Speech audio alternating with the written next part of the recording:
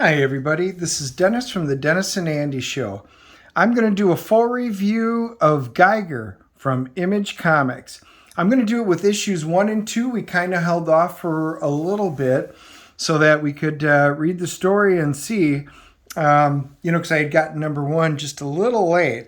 So what we're doing is we're going to review them, kind of go through them.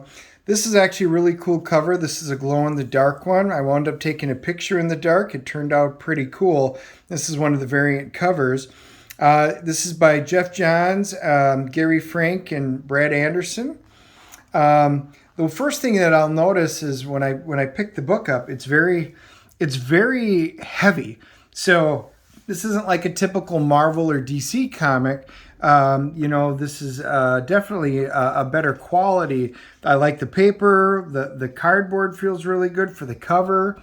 The weight. So anyway, this takes place, we know it's a dystopian near future.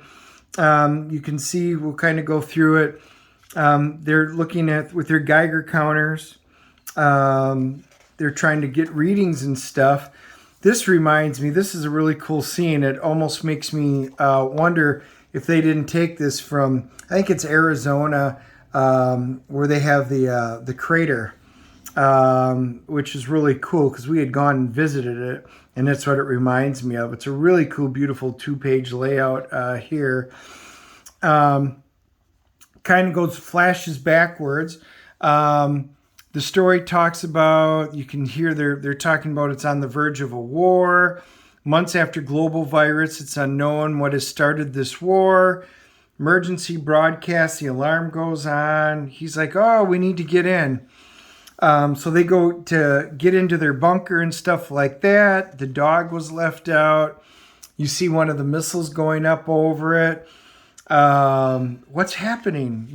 Dad runs out to grab the dog because you got to keep the whole family together, and he gets shot. Sorry, neighbor, but we're taking that shelter. Probably his people that started it. So I'm going to say this. I was not very fond of this particular part of the scene, and the reasoning is this is very much like, unfortunately, real life. When I read comic books, I love to read things. They can be kind of loosely based on things, but I want this to be a make-believe world. They literally took this, and Geoff Johns, they decided to take this right out of the headline news. These are the McCluskeys. If anybody who's watched the news knows about them, it doesn't matter if you agree with them or disagree with what was happening when they were protecting their property. The fact is they literally pulled it out. The guys got the AK-47. The girls got the pistol. I wish they wouldn't have done that and take today's stuff and move it in there. It actually detracts it from it because I'm so sick and tired of this type of stuff. But anyway, they go in there. She winds up shooting him because, they're different. He goes, I'll do anything to protect my family. Okay. And then, this is why it's so sad, because this is really cool. You see the reflection in the eyes. You can see the mushroom cloud. The missile had an impact. And you see it. They get blown away. They get disintegrated from the intense heat. And then we skip forward 20 years later. And then you see guys out there, and they're basically scavenging, you find out. They actually see. So what was interesting is you can see the shelter, and it was cut open. It's empty. See, we found nothing. Well, what's in there? So they're obviously out scavenging for stuff, and they're like, well, what's this? This wasn't supposed to be here. And then all of a sudden, you're trespassing. What? That can't be. So there's a guy that's out there in all this radiation without a suit on. So they start talking about,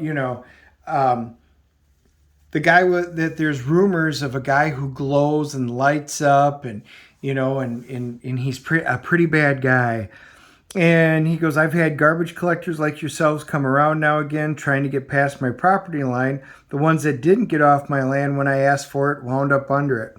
It's how I got all these cars. So that's actually really cool when you take a look at it. He goes, the man's glowing. He ain't glowing. He's sure not 15 feet tall. Because these are all like the Paul Bunyan stories. You know, everything's always larger than life. So they start shooting at him. He winds up coming down. And he goes, oh, you'd lose your teeth. He winds up naking him, basically taking them all down. He goes, I'll put on a sign. And then he starts glowing. And he goes, I'll put up a sign in neon. Now that is really cool. No trespassing. So he is literally glowing. You can see the radioactive symbols. He's got it in there. The man's name is actually Geiger, which is really, really great that they named him that. He basically scares him off. Have a nice day. They ran away. And look, they left stuff there. So he winds up picking up the stuff that they left behind. You do see Dr. Molotov, as in Molotov cocktail. Rest in peace. Yeah, dinner can. He's going to open up a can of beans. He gets back in. He goes, yep, took care of him. You can see all the notches, the number of days. We're assuming that these are the days that are passed and not the number of kills that he has, but they don't actually explain it.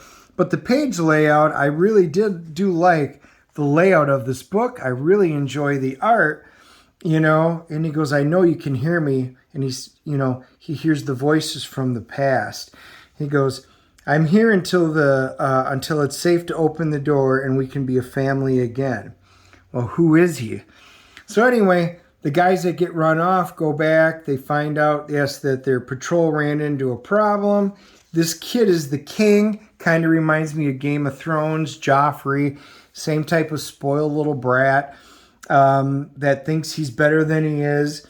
And he goes, this is my chance for glory. Nobody, because his father passed away. You know, this is my chance for glory. Nobody's going to tell me. This is my vindication. And this is all, he's going after the glowing man in Vegas. All right, so next month, Vegas. Again, this was a really good first issue, so I immediately had to pick up number 2 and read it. And I'm going to start doing this a little more often, maybe doing 2-issue story arcs like this. So it picks up, and you can, this goes back in time. This picks up kind of where it left off. It's doing a flashback. He finds out that he has a cancer of some sort. And then he says, we'll go back to the glowing man. And that is just, again, a beautiful establishing shot at the beginning. You see them, I can't believe we got it. We got to turn this over to the king. This is it. This is kind of like the Holy Grail. Yeah, baby, we're in Vegas. They pull in. They wind up getting cleansed before they go in, so they're getting rid of all the radiation, which is cool. So they're in Vegas and everything like that. And they start introducing other characters that are living in Vegas. Hard Six. You start getting some of the other, and these are all the big tough guys and stuff like that. Holy Grail, my ass. They got something really important. Hazmat does it again. Again, I love some of kind of the nicknames. Kind of reminds me of G.I. Joe. Junkyard Joe to the rescue. She's got children. She winds up having it. She understands what she's got, that she does have something important. She's like, listen to me. We got to get to NORAD. It's 80 miles south of Denver in the Cheyenne Mountains. It's the only place left where the American government still has control. So this establishes the fact that there's lawlessness. And Cheyenne Mountain, if anybody watched Stargate, it's very much like that. It's in Cheyenne Mountain, and it's really cool. And it's a hardened bunker inside of the mountain. So she goes, that's the only safe place where the government's in there. So she goes, here's a card to activate the elevator, and here's the key to a vehicle, and we need to go. Oh yeah, bad timing. They didn't leave quick enough. Of course, they come. They know what she's stolen from them. Winds up killing her. The kid screams, Mom. They know he's on there. The kids were smart, put some kind of chemical in his face. They run. They escape down into the garage. Now, this is pretty cool. This is too big. Do I have to do everything? So the big sister's trying to help him out. They have a resize button. It immediately resizes the radiation suits, which is pretty cool. Well, which car is it?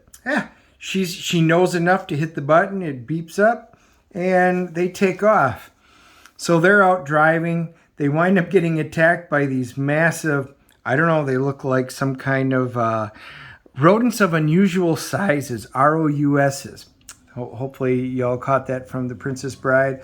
And they wind up smashing the car, but she does take the bag because Mom said to hang on to the bag, and all of a sudden somebody saves them. And he goes, "You shouldn't be outside. Get home." Anyway, this is really decent. Again, a lot of story, some dialogue, but the art really does a nice job of telling it. Before you go, do you have any good books on you?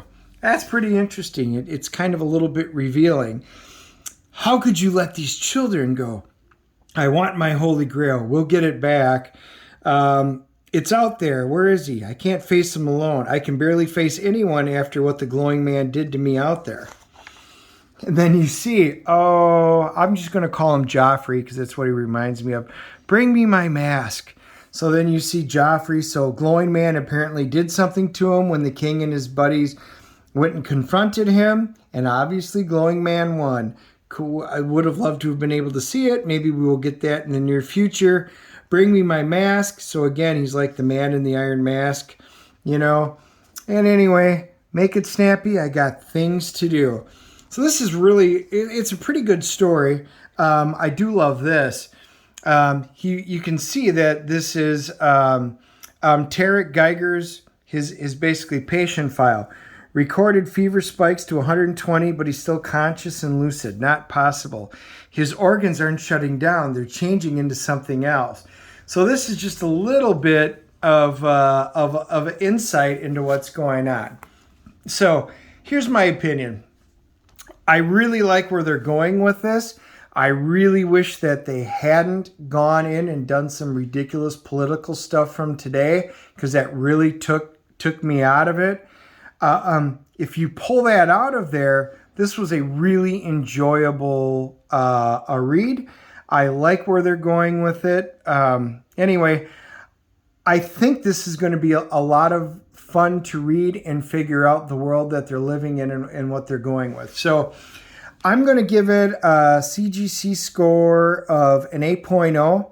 I like a lot about this. If they can stick to more of what they did in number 2 and not bring in real life stuff to try and prove a political point, I think I'll enjoy it more. The artwork is fantastic. The quality of the book itself is fantastic. Now, you guys may agree or disagree with some of what I said. Let me know in the comments below. Smash the up button, the big thumbs up, and hit the subscribe button so you can know whenever I come out with new reviews, and you can watch our live streams. So I look forward to talking to you guys. Please leave any of the comments below, and let's have a discussion about this, and we will talk to you all later. Bye.